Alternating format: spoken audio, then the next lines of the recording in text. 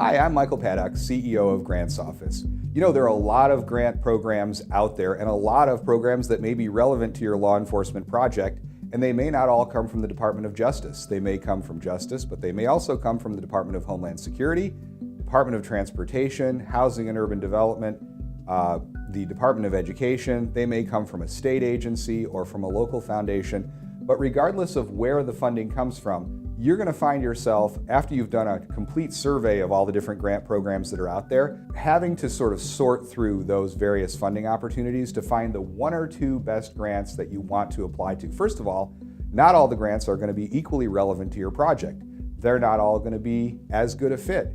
And you probably don't have the resources to apply to 10 or 15 different grant programs in order to get your project funded. So we're going to be talking briefly about how to sort through the various grant programs that you've identified and figure out which ones are going to be the best fit.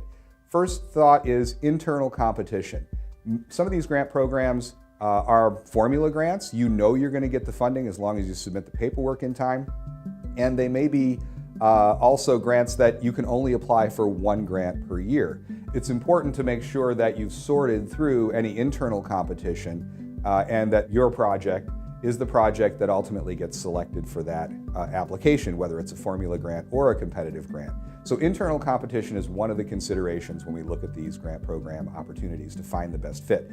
Second thing is the alignment with your project. Obviously, you want to make sure that the funding opportunity, especially where grants are more prescriptive, like federal and state grants, that the grant aligns with your project as closely as possible. Don't try to fit a square peg into a round hole. Also look at the total amount of funding that's available. A $100 million grant program is going to be less competitive than a $2 million grant program just by virtue of how much funding is available. You want to apply for the least competitive grant program that provides approximately the amount of money that you need in a way that is going to align with your project. Look at the application burden. Some grants have a 50-page application requirement, and some have a 5-page application requirement, and the 50-pagers don't necessarily give you more funding than the 5-pagers. So consider what the application burden is going to be. What sort of resources is it going to take in order to apply for these grants? Also, matching requirements. Some grants have a 50% or dollar-for-dollar match, whereas other grants may have no match requirement at all. So that's another consideration when you're looking at trying to figure out what grants to apply for.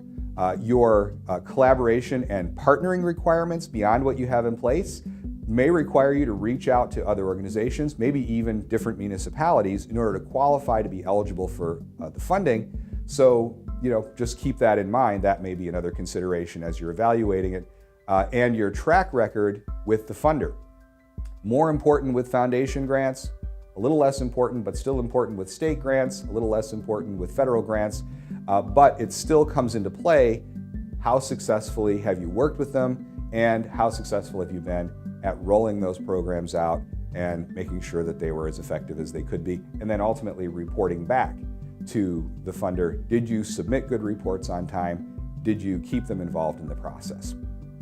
All right, and those are just a few considerations when you're looking at evaluating a big list of grant opportunities and trying to whittle it down to just one or two that you can really get behind and apply for.